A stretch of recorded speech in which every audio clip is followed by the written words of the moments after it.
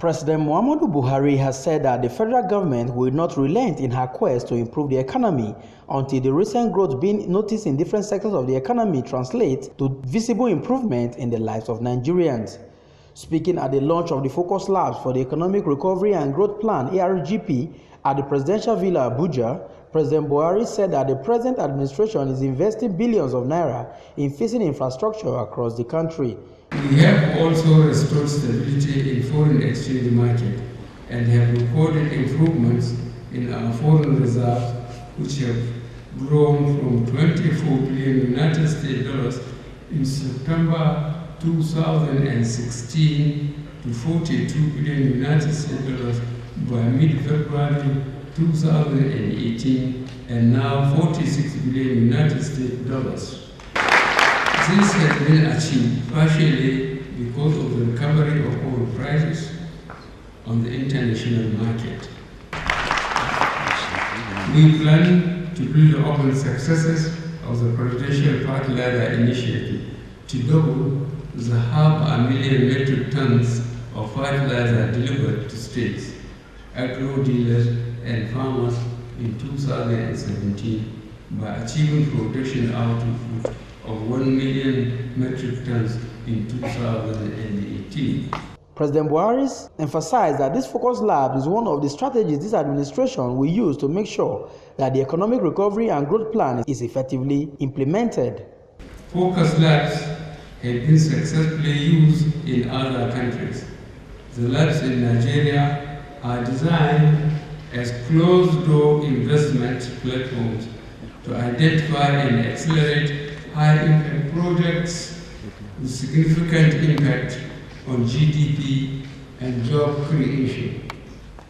The labs will also enable pre-screened private sector investors to have access to senior government officials, regulators, and cabinet ministers.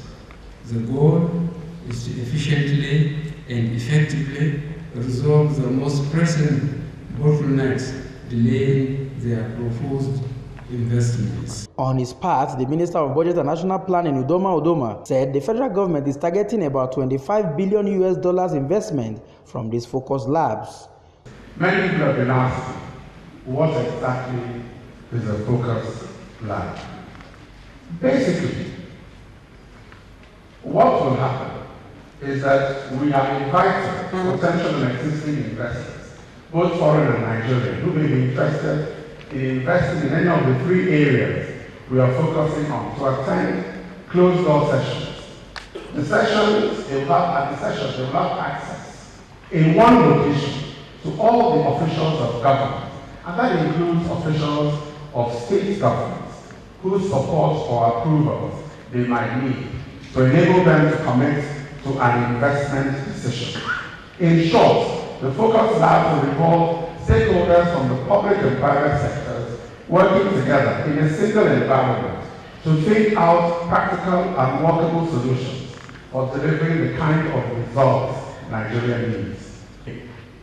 We are targeting to mobilize at least $25 billion or its equivalent in Naira in private investments, and already about 240 projects have been screened for the labs. Many have asked whether aren't we being too ambitious in targeting $25 billion. My answer, distinguished ladies and gentlemen, is that we have no choice. We actually need multiples of $25 billion or its equivalent in Naira of new investments to create enough jobs to address the high unemployment rates in the country.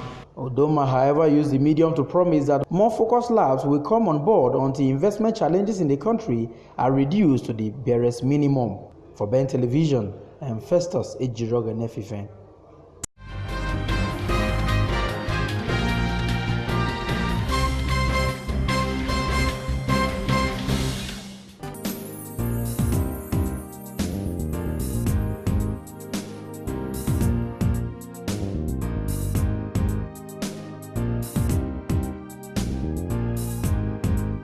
President Muhammadu Buhari has thrown out the Electoral Amendment Bill 2018, recently passed by the National Assembly. The President conveyed his decision to withhold assent to the new Amendment Act in a letter to President of the Senate, Bukola Saraki, which was read out to lawmakers during the Tuesday plenary. President Buhari, while giving reason for the decision to decline assent to the new amendment, stated that the amendment to the sequence of election of Section 25 of the Principal Act may infringe upon the constitutionally guaranteed discretion of the Independent National Electoral Commission (INEC) to organize, undertake, and supervise election provided in Section 15 of the third status of the Constitution.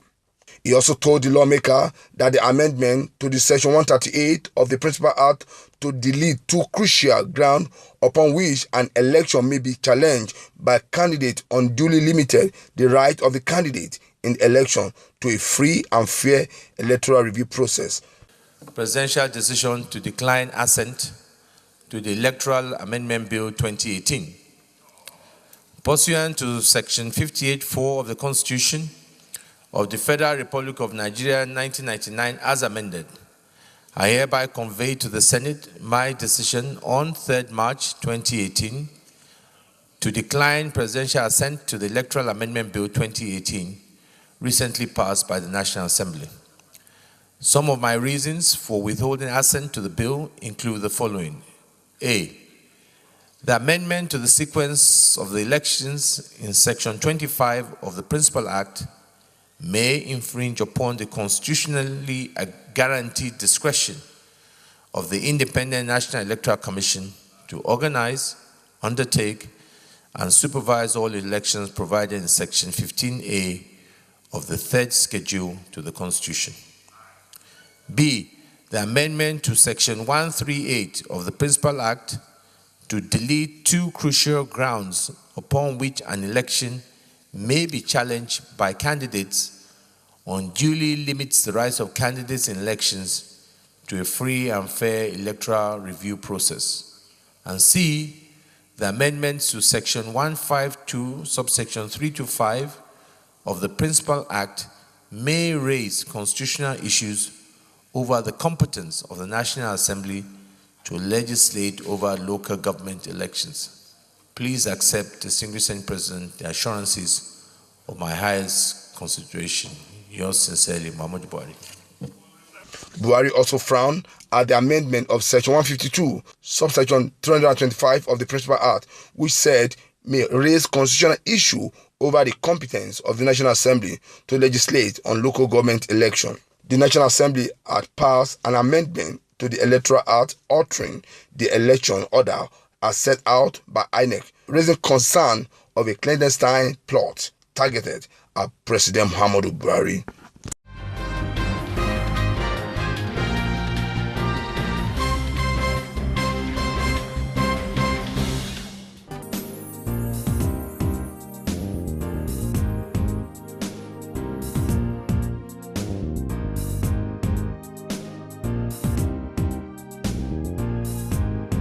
Senator Shehu Sani from Kaduna Central who revealed what he and his colleagues receive as running costs, 13.5 million naira monthly, has explained why he did so. Senator Sani in an interview said the payment is a moral issue. He said he decided to bust it open because it was a moral issue. He said the National Assembly is being run with little accountability about how money is spent. According to him, he wanted the illegal payment to be scrapped so that the legislative arm of government will be attractive only to people who can contribute ideas. According to him, the National Assembly is one of the most non-transparent organs of government, that it was pricked by his conscience and he decided to burst the bubble and open the National Assembly to public scrutiny.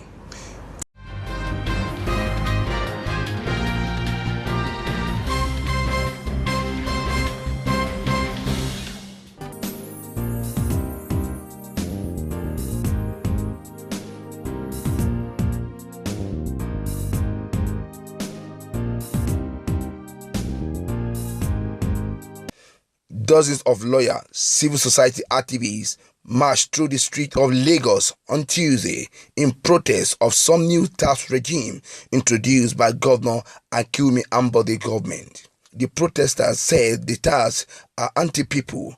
The tax increment by Ambode will cause hyperinflation, insecurity, encourage crime and hunger, said Adesina Ogunlana, the chairman of the Nigerian Bar Association Ikeja branch, during the protest. The protest came after the expiration of a 7-day ultimatum given to the state government by the lawyers' body to reverse the increment. According to him, if the governor refused to stop and reverse all tax increment after our protest, we'll go to court, Mr. Ogunlana said. According to him, the law court is part of our struggle. We are here for one purpose, to fight against our oppressor. We know our condition of life, sweating every day, having problem with food, accommodation, and they are here asking us to pay taxes and more taxes. According to him, he know of a school giving 5 million naira for borehole permission. He said Ambode tax is illegal, toxic, satanic, and they are not going to accept it. That they voted for him and he wants them to be voted out of Lagos. Last week, the Lagos state government introduced a new fiscal regime that saw a hike in property taxes in the state, prompting a backlash from the residents and activists. But the Lagos state government defended its action, said the fund generated from the increase in taxes, such as land use charge, will be used to build infrastructure for the state.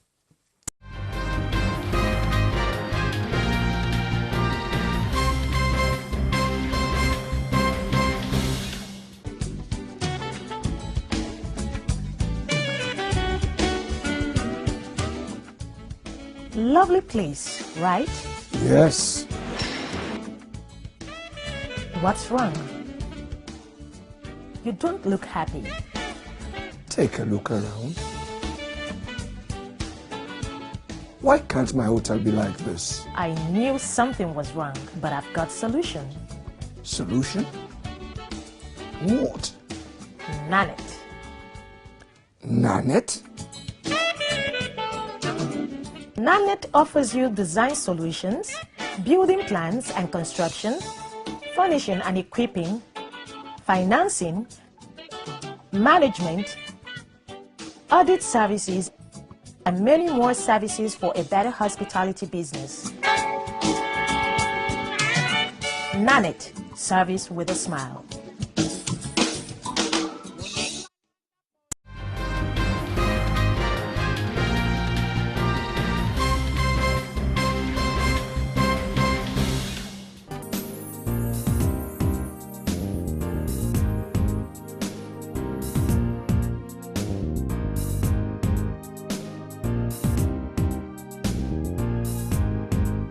The Nigerian Senate has lifted the embargo on confirmation of presidential nomination, clearing the course for nominees for the position of Deputy Governor of Central Bank and member of the Monetary Policy Committee to be considered for confirmation. Chairman of the Senate Committee on Banking, Insurance and Financial Institutions, Senator Rafiu Ibrahim, raised a point of order during the plenary sitting, urged the lawmaker to lift the embargo on confirmation of appointment by President Buhari.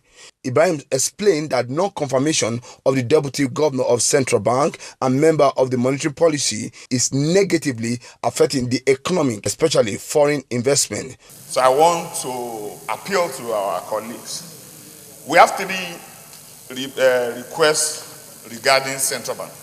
The board of the Central Bank, the deputy governors, 2 deputy governors who are also members of MPC, and MPC members who are majorly in the private sector, in various sectors of the economy that are members. MPC is a creation of the CBN Act, which is autonomous. It's not run by the board of Central Bank, but it's very, very important. Each meeting of every 2 months is important for the economy. As it is today, it is already affecting the foreign direct investment to Nigeria. Some foreign portfolio investment are already leaving, some that are supposed to come are not coming. So we just want to appeal that we take only the aspects that affect the Monetary Policy Committee, which is the independent members and the two deputy governors that are members of MPC, so that the MPC can continue to sit to direct the affair of the financial sector, which is the heart of Nigeria's economy. The lawmaker unanimously granted the prayer, clearing the way for the consideration of the appointment of the deputy governor of Central Bank and other member of the MPC. Your Excellency, distinguished colleagues, a wise man is a man who has to change his mind if he has to. So I think it is important that we reconsider our stand in respect of our earlier resolution on confirmation and be able to probably make an exception in respect of the issue of MPC. Sometimes a man, first of all, the essence of marriage, or one of the essence of marriage, is to have children. So, and that's why, because of the importance of children in marriage, when a man and his wife is quarreling, they still have children. So, I believe that it is important that we make this exception so that our economy will not collapse and the international community will continue to have confidence in our economy. So, I support this motion. Distinguished colleagues, I think this with the federal government on everything that relates to the economy and good governance of this country. And for the 3 years I have stayed here with the privilege of being the deputy Senate leader, there was never a time that this Senate has failed or neglected to act in pursuance of that commitment. So in view of this, I think it's a very straightforward motion. I will only seize this opportunity to thank my distinguished colleagues for giving us that very, very rare cooperation in that line. And having thanked them enough, I think it's a very straightforward matter. And I'm thanking in advance and in arrears too for all the support that we have received.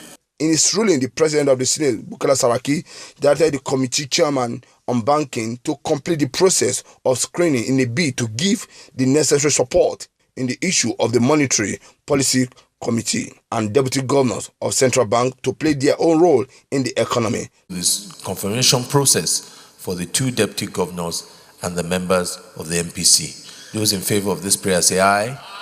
Those against say nay. The ayes have it. Distinguished colleagues, let me thank the chairman of banking for bringing that up. Let me also particularly again acknowledge and thank my colleagues for the statesmanship role you continue to play. This has been a chamber that has always been for the issue of the economy, and for us to do all it takes to continue to ensure we see investment, ease of doing business, and give confidence. And that is what we're doing here. In as much as we continue to defend the institutions and the democracy and the constitution that we're all sworn by, it is time also we look at the priorities and understand what is important. So the Senate Committee, Chairman of Banking, please ensure that you complete that process so you can give the necessary support in this issue of MPC and the Deputy Governor so that the Central Bank continue to play its own role in the economy. I thank you. Yes, Leader of the Senate. It will be recalled that the Senate had placed an embargo on confirmation following the refusal of the presidency to remove the acting chairman of the Economic and Financial Crime Commission, EFCC, Ibrahim Magu. From National Assembly, Muyiwa Bamdele reporting.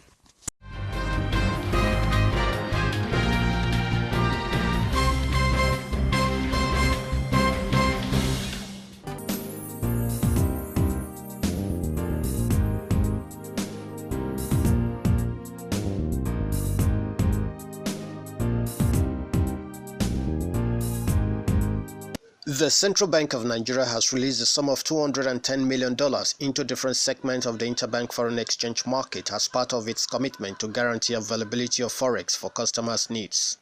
A breakdown of the bank's latest round of intervention showed that the CBN offered a sum of $100 million to dealers in the wholesale window, while those in the small and medium enterprises window received an allocation of $55 million. The invisible segment, comprising business personal travel allowances, school tuition, medicals, was allocated a sum of $55 million. Isaac Okorafor, the CBN's acting director in charge of corporate communications, confirmed the figures on Monday, saying the latest intervention is meant to meet customers' requests in various segments of the market. Okorafor reassured the public that the bank will continue to intervene in the interbank foreign exchange market in line with its determination to sustain liquidity in the market and maintain stability. The CBN spokesman explained how the measures put in place by the Apex Bank in the management of forex was paying off, as reflected by the reduction of the country's import bills and accretion to its foreign reserves, currently at $46 billion. Meanwhile, the Naira continued its stability in the forex market, exchanging at an average of 360 Naira to a dollar in the BDC segment.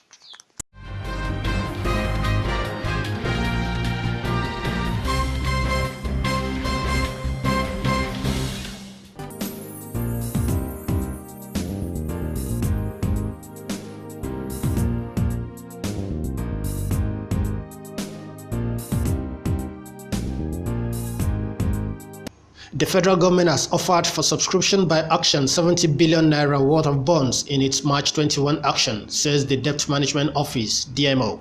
The offer circular obtained from its website on Tuesday in Abuja said that it will sell 10 billion naira of a 5-year reopening bond maturing in January 2021 at 14.50%. It will also sell 30 billion naira 7-year new issue to mature in March 2025 at an undisclosed interest rate, and another 30 billion in 10-year reopening at 13.98% to mature in February 2028. Nigeria issues sovereign bonds monthly to support the local bond market, create a benchmark for corporate issuance, and fund its budget deficit.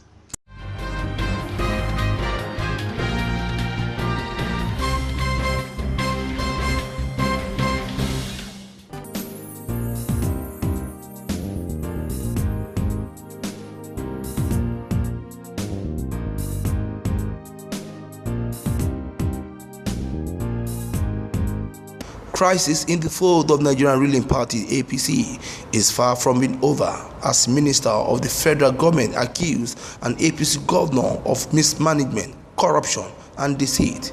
The party is faced with many crises across the state. Latest in the series of the crisis within the party, Minister of Youth and Sport Development Solomon Dalong accused the Plateau State governor of mismanagement of over $2 billion loan collected. According to the minister, the APC administration in Plateau State was not prudent in management of resources. According to the minister, where is the $2 billion loan collected from African Development Bank for potatoes processing factory payable in 25 years? Where is the factory located, or where is the money kept, and whose account? Why did the state government keep the issue of the loan secret? The minister said in the statement personally signed in response to the attack on him by the APC chairman in the state. Dalong also accused the state government of mismanaging local government funds.